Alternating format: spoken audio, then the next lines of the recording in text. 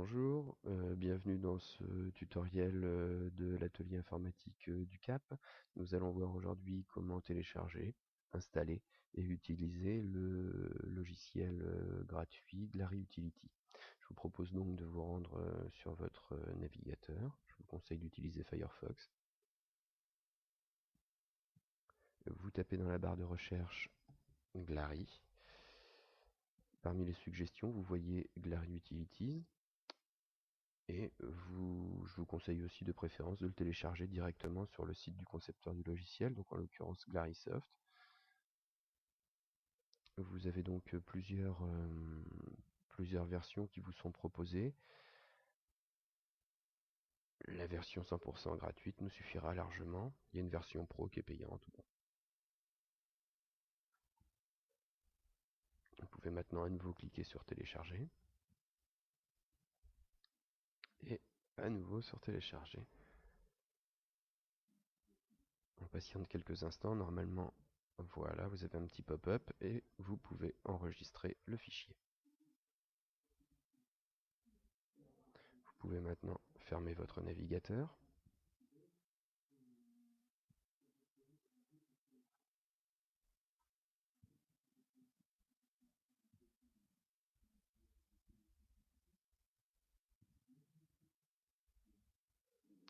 Bien, nous allons maintenant aller dans notre dossier téléchargement pour récupérer ce que nous venons de télécharger.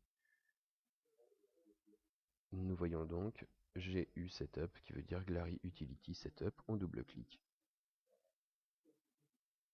Vous exécutez. On fait suivant. On accepte les termes de la licence. On lit tout en anglais, bien sûr. Et on fait suivant. On pense bien à décocher la toolbar qui risque sinon de s'installer dans votre navigateur. Le moteur de recherche de Glary, qui autrement va devenir le moteur de recherche par défaut de votre navigateur, et enfin la page d'accueil de Glary, qui risque de devenir votre page d'accueil par défaut. Et vous faites suivant, suivant, suivant. Vous pouvez éventuellement créer une icône sur le bureau, encore suivant, et vous installez.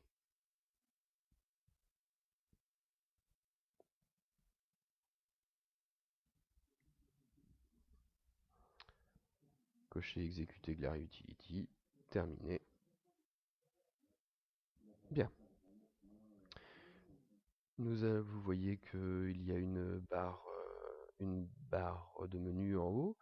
Vous allez cliquer sur l'onglet Maintenance en un clic. Alors, par défaut, il me semble que tout doit être coché. Vérifiez néanmoins que le nettoyeur de registre est bien coché, puisque c'est surtout ce qui nous intéresse ici, ainsi que la réparation des raccourcis et le gestionnaire de démarrage. Vous pouvez aussi cliquer sur effaceur de fichiers temporaires. Moi, je ne vais pas le faire puisque la vidéo que je suis en train de faire s'enregistre dedans, donc sinon ça ne va pas fonctionner.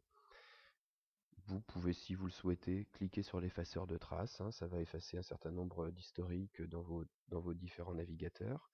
Le nettoyeur de spyware, il n'est pas nécessaire de le cocher, puisque pour nettoyer ces petites bébêtes-là, on va plutôt utiliser d'autres logiciels plus performants, et ça risque de ralentir le scan, donc c'est pas forcément intéressant. Et on peut cliquer sur chercher les erreurs. Donc on va attendre un petit peu, le temps qu'il fasse son petit scan.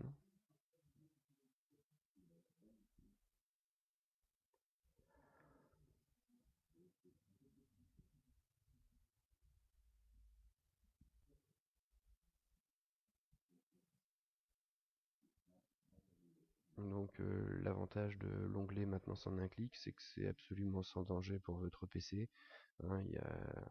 Il ne supprimera jamais des choses qui sont nécessaires au fonctionnement de votre ordinateur, donc vous pouvez y aller sans crainte. Ça ne pourra qu'aider au bon fonctionnement de votre ordinateur. Puisque bien souvent, il y a des entrées de registre qui sont invalides au fur et à mesure de l'utilisation, il y a des raccourcis qui sont manquants, etc., etc. Et tout ça, petit à petit, finit par ralentir votre PC. Donc je vous conseille de faire ça une fois par semaine, ça dure pas longtemps. Donc vous voyez, là, il m'a trouvé 11 problèmes. Aucun problème au niveau des raccourcis, aucun problème dans le gestionnaire de démarrage. J'ai juste à faire réparer. C'est réparé, c'est réglé. Donc si vous souhaitez, vous pouvez tout simplement fermer votre logiciel en cliquant sur la croix. Moi, je vais juste en profiter encore un petit peu pour vous montrer le reste des fonctionnalités qui sont proposées par Glary. Même si on les utilise pas toutes aujourd'hui, on verra ça une prochaine fois. Donc vous avez sur les onglets qui sont à gauche, dans l'onglet Nettoyer, réparer, le nettoyeur de registre, hein, il était déjà inclus dans la maintenance en un clic, le réparateur de raccourcis aussi. Vous avez un gestionnaire de désinstallation, que vous retrouvez aussi hein, dans tous les Windows, en passant par le panneau de configuration. Donc là, ça vous génère automatiquement la liste de tous les programmes qui sont installés sur votre ordinateur. Si vous souhaitez désinstaller un programme, vous le cherchez dans la liste. Imaginons que nous souhaitions désinstaller FileZilla.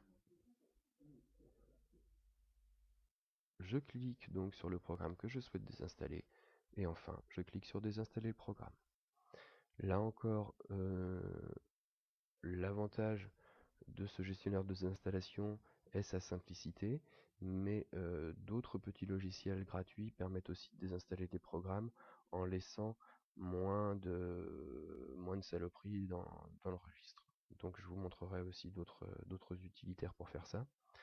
Dans l'onglet Améliorer, optimiser, ce qui peut nous intéresser aussi, c'est le gestionnaire de démarrage, que vous trouverez également dans Windows en passant par le panneau de configuration. Qu'est-ce que nous voyons ici? Nous voyons tous les programmes qui démarrent automatiquement en même temps que Windows. Hein, donc plus vous avez de programmes qui démarrent automatiquement, plus votre Windows est long à démarrer. La plupart des programmes là qui sont ici sont strictement nécessaires au fonctionnement de l'ordinateur, donc je ne vais pas les décocher, sinon mon ordinateur risque de ne pas redémarrer. Par contre, il peut arriver qu'à force d'installer de nouveaux logiciels, un certain nombre d'entre eux, par défaut, sans forcément vous prévenir, ou alors peut-être parce que vous avez oublié de décocher une petite case, se mettent à démarrer en même temps que Windows. Par exemple, MSN Messenger, des choses comme ça. Donc si jamais ça vous arrive, vous allez voir ici, vous recherchez MSN, vous décochez l'entrée de MSN et vous fermez. Et comme ça, MSN ne redémarrera pas automatiquement.